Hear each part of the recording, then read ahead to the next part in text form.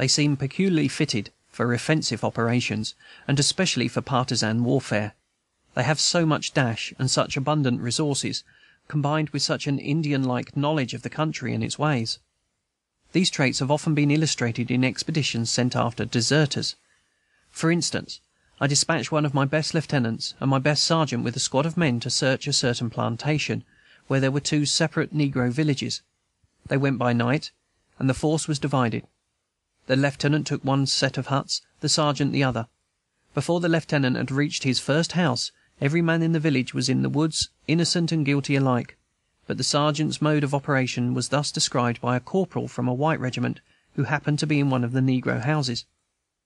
He said that not a sound was heard until suddenly a red leg appeared in the open doorway, and a voice outside said, "Rally!" Going to the door, he observed a similar pair of red legs before every hut, and not a person was allowed to go out until the quarters had been thoroughly searched and the three deserters found. This was managed by Sergeant Prince Rivers, our color sergeant, who is provost sergeant also, and has entire charge of the prisoners and of the daily policing of the camp. He is a man of distinguished appearance, and in old times was the crack coachman of Beaufort, in which capacity he once drove Beaufort from this plantation to Charleston, I believe.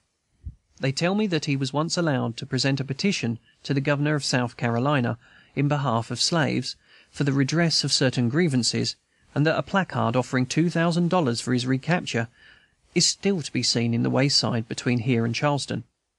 He was a sergeant in the old Hunter regiment, and was taken by General Hunter to New York last spring, where the chevrons on his arm brought a mob upon him in Broadway, whom he kept off till the police interfered. There is not a white officer in this regiment who has more administrative ability or more absolute authority over the men. They do not love him, but his mere presence has controlling power over them. He writes well enough to prepare for me a daily report of his duties in the camp. If his education reached a higher point, I see no reason why he should not command the Army of the Potomac. He is jet black, or rather, I should say, wine black, his complexion, like that of others of my darkest men, having a sort of rich, clear depth, without a trace of sootiness, and to my eye very handsome. His features are tolerably regular and full of command, and his figure superior to that of any of our white officers, being 6 feet high, perfectly proportioned, and of apparently inexhaustible strength and activity. His gait is like a panther's. I never saw such a tread. No anti-slavery novel has described a man of such marked ability. He makes Toussaint perfectly intelligible, and if there should ever be a black monarchy in South Carolina, he will be its king. January 15th. This morning is like May. Yesterday I saw bluebirds and a butterfly, so this whiter of a fortnight is over. I fancy there is a trifle less coughing in the camp. We hear of other stations in the department where the mortality, chiefly from yellow fever, has been frightful. Dr. is rubbing his hands professionally over the fearful tales of a surgeon of a New York regiment, just from Key West, who had over 200 cases of the fever. "I suppose he is a skillful, highly educated man," said I. "Yes," he responded with enthusiasm. "Why, he had 70 deaths," as if that proved his superiority past question. January 19th. And first, sitting proud as a lung on his throne, at the head of them all rode Sir Richard Tyrone. But I fancy Sir Richard felt not much better satisfied with his following than I to-day. J.R.L. once said that nothing was quite as good as turtle soup, except mock turtle, and I have heard officers declare that nothing was so stirring as real war, except some exciting parade. To-day, for the first time, I marched the whole regiment through Beaufort and back, the first appearance of such a novelty on any stage. They did march splendidly, this all admit. M's prediction was fulfilled. Will not be in bliss? 1,000 men, every one of them as black as coal. I confess it, to look back on 20 broad double ranks of men, for they marched by platoons, every polished musket having a black face beside it, and every face set steadily to the front, a regiment of freed slaves marching on into the future. It was something to remember. And when they returned through the same streets, marching by the flank, with guns at the support, and each man covering his file leader handsomely, the effect on the eye was almost as fine. The band of the 8th Maine joined us at the entrance of the town, and escorted us in. Sergeant Rivers said ecstatically afterwards, in describing the affair, "And when dat band wheel in before us, and march on, my God, I quit dis world altogether." I wonder if he pictured himself the many dusky regiments now uniformed, which I seemed to see marching up behind us, gathering shape out of the dim air.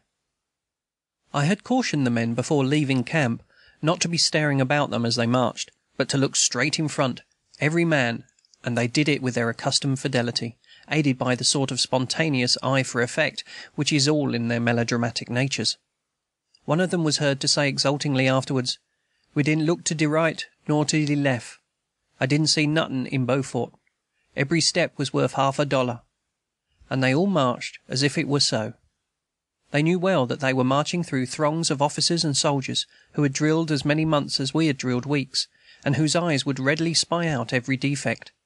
And I must say that, on the whole, with a few of trivial exceptions, those spectators behaved in a manly and courteous manner, and I did not care to write down all the handsome things that were said. Whether said or not, they were deserved, and there is no danger that our men will not take sufficient satisfaction in their good appearance.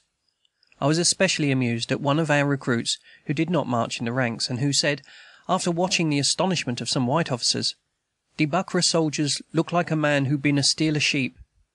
That is, I suppose, sheepish. After passing and repassing through the town, we marched to the parade ground, and went through an hour's drill, forming squares and reducing them, and doing other things which look hard on paper, and are perfectly easy in fact, and we were to have been reviewed by General Saxton. But he had been unexpectedly called to Ladies' Island, and did not see us at all, which was the only thing to mar the men's enjoyment. Then we marched back to camp, 3 miles, the men singing the John Brown song, and all manner of things, as happy creatures as one can well conceive. It is worth mentioning, before I close, that we have just received an article about negro troops from the London Spectator, which is so admirably true to our experience that it seems as if written by one of us.